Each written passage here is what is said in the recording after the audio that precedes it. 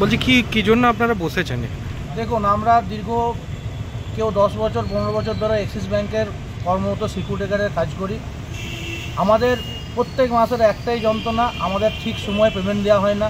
আমরা Axis bank ম্যানেজমেন্টকে বলে কোম্পানির দোষ, কোম্পানি দেয় না, কোম্পানি বলে অ্যাক্সিস ব্যাংকের দোষ।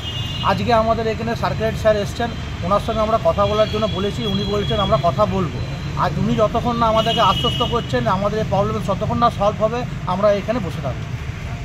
এখনো পর্যন্ত এর মধ্যে কি এসেছিলেন কেউ?